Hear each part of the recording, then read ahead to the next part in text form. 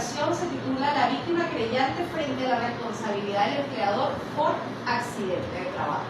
Es importante resaltar que cuando en el derecho laboral no se cumple con la normativa de seguridad y salud del trabajo, podemos estar en presencia del delito accidente de trabajo, que está tipificado en el artículo 131 de la LORCIMAT.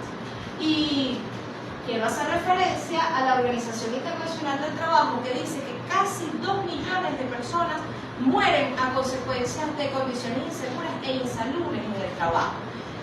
Ahora, Venezuela no escapa de tal problemática. Es por ello que León y Mago dicen que para el año 2005, según los estudios actuariales presentados para la Asamblea Nacional por INSECEL, han dicho que ocurrieron nada más en ese año la cantidad de 287.681 accidentes de trabajo.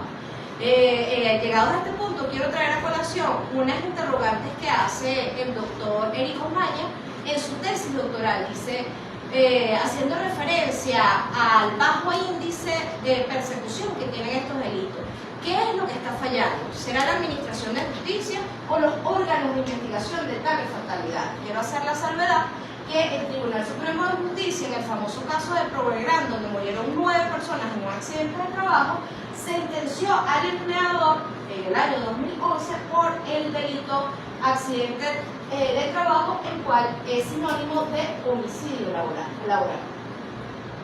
En cuanto a los objetivos de la investigación, tenemos objetivo general: describir el rol de la víctima querellante frente a la responsabilidad penal, responsabilidad del empleador por accidente de trabajo.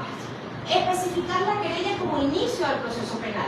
Identificar la participación de la víctima querellante en la fase de investigación penal.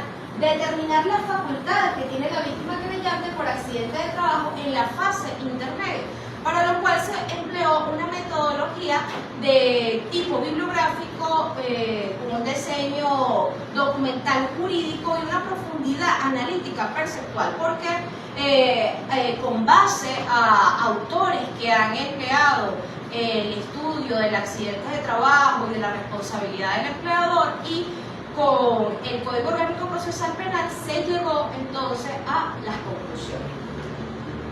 En la primera unidad de análisis tenemos la querella como modo de inicio del proceso penal, y es que el sistema de justicia penal en Venezuela divide los roles en el proceso. Entonces viene la víctima a ser un sujeto procesal, el cual puede activar el proceso penal en delitos de acción penal pública, como bien lo establece el artículo 24 del Código Orgánico Procesal Penal, e impulsarlo entonces a través de la querella. Es decir, la víctima puede presentar una querella ante el Tribunal de Control y así dar inicio al proceso penal cuando estamos ante un accidente de trabajo. ¿Para qué? Para bajar el índice de impunidad empresarial.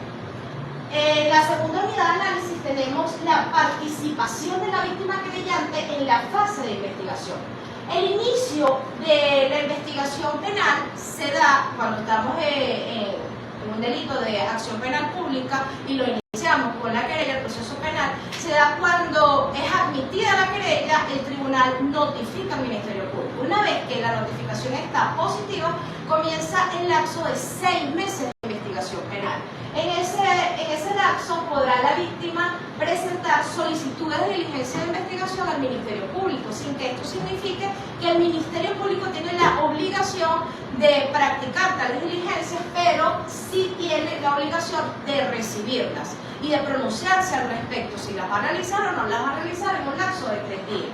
Si la vindicta pública no las recibe o sencillamente las recibe pero no se pronuncia, entonces podrá la víctima presentar la acción de amparo constitucional ante el juez de juicio de primera instancia solicitando el pronunciamiento del Ministerio Público. Pero también tiene la posibilidad la víctima de solicitar el control judicial ante el Tribunal de Control. Si el Tribunal de Control tampoco dicta un pronunciamiento al respecto, entonces la víctima podrá presentar ante la Corte de Apelaciones un amparo constitucional por omisión de pronunciamiento de ese Tribunal de Control. Vamos con la tercera unidad de análisis, se llama Facultades de la víctima querellante por accidente de trabajo en la fase intermedia. Culminada la investigación penal, entonces se debe presentar el acto conclusivo y con esto comenzar conclusivo puede ser la acusación fiscal, que es el acto conclusivo positivo, el sobreseimiento, que se denomina también acto conclusivo neutro, o el archivo fiscal se considera el acto conclusivo neutro, y el sobreseimiento el acto conclusivo negativo. Sea cual sea el acto conclusivo que presente el Ministerio Público, el juez de control está en la obligación de notificar a las víctimas para que ellas puedan, uno, adherirse a la acusación fiscal, que sea el caso, o si difiere de la tesis procesal de la vindicta pública, presentar acusación particular propia. En el caso pues del sobreseimiento o del archivo fiscal, tiene la víctima la posibilidad de presentar acusación particular propia. Por eso es fundamental esa notificación que se hace a la víctima.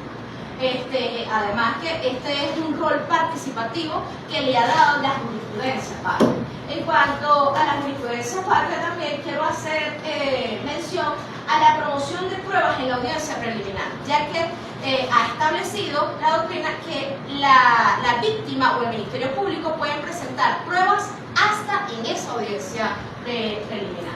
Ahora, con las conclusiones, en la primera conclusión tenemos que la querella es el modo idóneo para iniciar el proceso penal y erradicar la impunidad empresarial con el rol participativo y protagónico que tiene la víctima. En la segunda conclusión tenemos la víctima tiene jurídicamente mecanismos para hacer valer su derecho a la defensa, bien sea a través de las solicitudes de diligencia de investigación, control judicial o la acción de amparo constitucional. Y como tercera conclusión, la víctima criminante por accidente de trabajo tiene la facultad de adherirse a la acusación fiscal o presentar acusación particular propia, lo cual garantiza el derecho a la defensa. Por último, en las recomendaciones, tenemos como primera recomendación al Estado venezolano, por medio del Ministerio Público, desarrollar programas de formación y actualización en materia de delitos que atentan contra la seguridad y salud laboral, como lo es el accidente de trabajo.